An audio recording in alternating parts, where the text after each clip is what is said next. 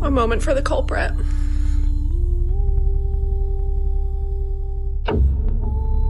There's really no better representation of my luck and timing of major life events than what I have going on my face right now. What do you have to say?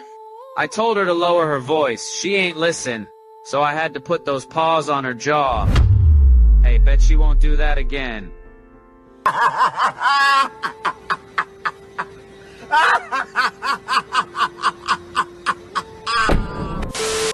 Passport bros flying into Medellin, Colombia, you're not welcome anymore. Things have changed. About 2 to 3 weeks ago, immigration has started a new process. If you are a single male, non-Colombian flying into Medellin, they're going to take your phone and they're going to look at your Tinder, your WhatsApp messages, all of your messaging apps, photos, videos, reading your messages, translating them. So if you're coming here looking for young girls and participating in sex tourism, you can and will be sent back to your country of origin.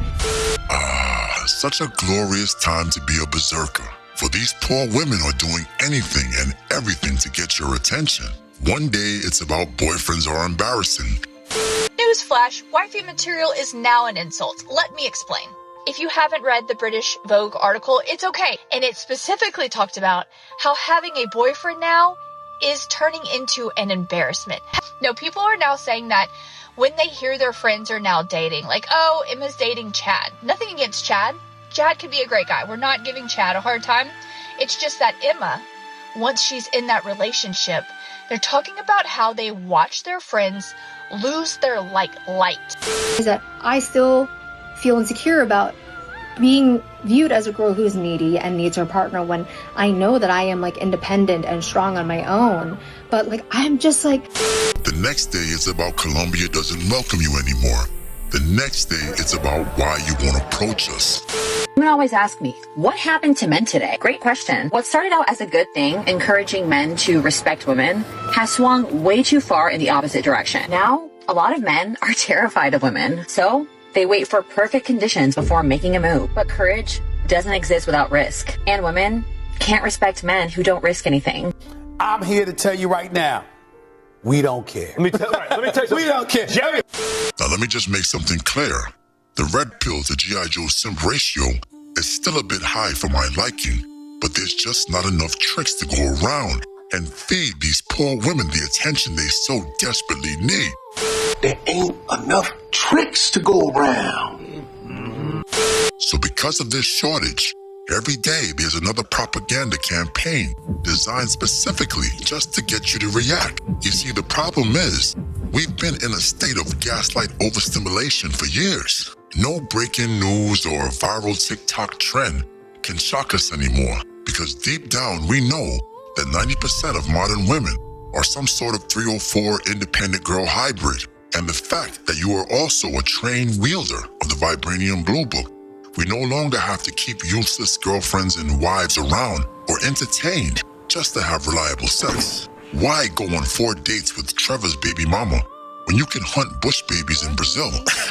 Why dip your third leg in an abyss where heads and whole fists can fit when a Filipino miss threatens you with her sugar wall grip? Oh, let that verse marinate for a second. Let her explain my point.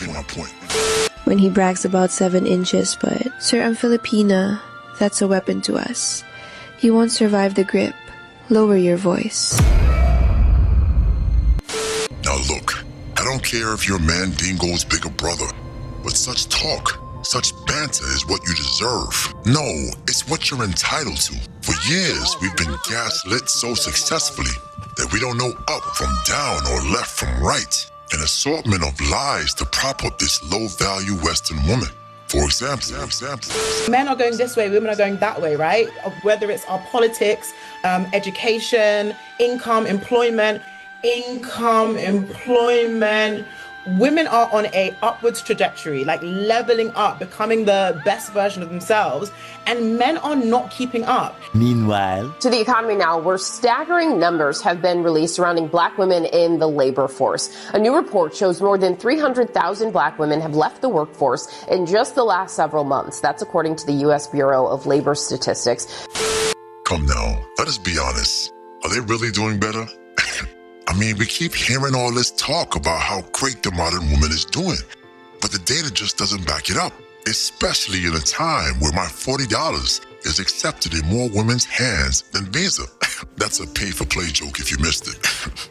I've noticed that a lot of the time, we as men enter into arguments where the premise of the question is completely false. Why do we just accept the notion that women are doing better as a given? Why? Because Vogue or ABC or The View says it to be so? Haven't you been lied to enough? When will you start to do your own research on these ducktales that these women are telling us? I mean, do you still think it was gay bats and pig droppings and not a lab in Wuhan? Well, like me, I know you'd rather the black and white truth of statistics and facts rather than the flagrant blatherings of a dressed-up three. By the way, never trust a woman with a bald head. Just saying. Just the very act of being with a man is somewhat embarrassing. And then I really wanted to get into that because I thought that's what's really interesting here. And you kind of just can tell there is this feeling, you know, men are going this way, women are going that way, right?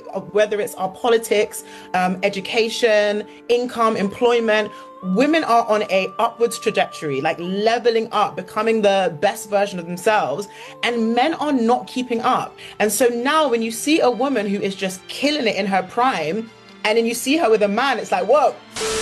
Once again, we have to go back to Shante Joseph's viral article that claims women are avoiding men because they're embarrassed to have boyfriends now and that they're thriving economically. But when you look at the hard data, the economic leaps she's describing doesn't actually exist. If we do the math, women's real earnings after inflation only grew about 8% in 10 years. That's under 1% a year.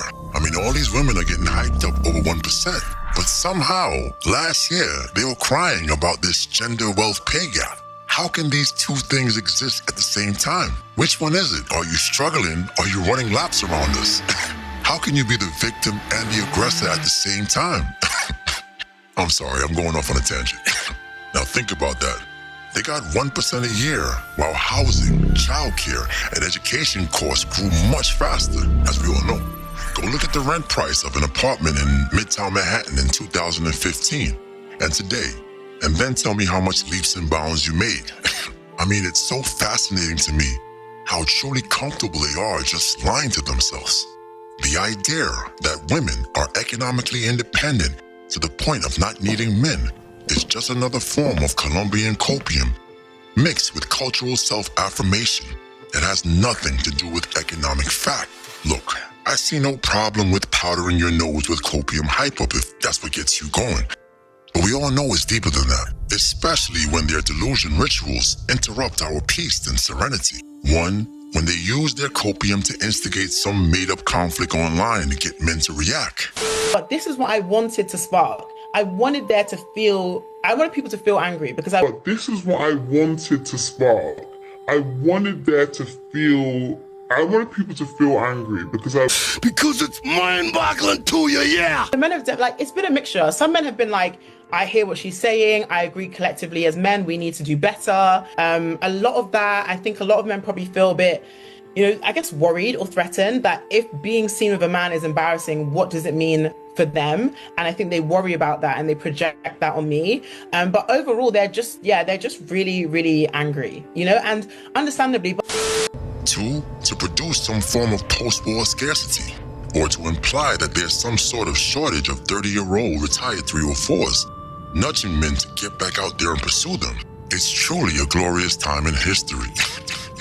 But this is what I wanted to spark. I wanted people to feel angry because But this is what I wanted to spark. I wanted people to feel angry because I wanted people to be convinced or not convinced or just energized for change, basically. If being with a man now is embarrassing, then collectively men need to just step up. Look, the more you ignore them, the more desperate these articles are gonna get. They want you to believe them and ignore your lying eyes. But we see the evidence every day. Post-war women begging to be chosen. Or is it post-war women unemployed and homeless? How many hey big head texts or women crying in car videos do we need to see? How many more men don't approach us or men don't come to dating event videos do you have to see? All I ask is that you use real butter and not margarine on the popcorn and allow the chaos to commence. He ain't lying. But wait a minute. You didn't smash the bell and press the like button. Blasphemy. And although you will never be worthy of a monarch such as myself, the Lord Destro would suggest that you poor fools at least give oligarchy a try. So be Lord Destro has spoken.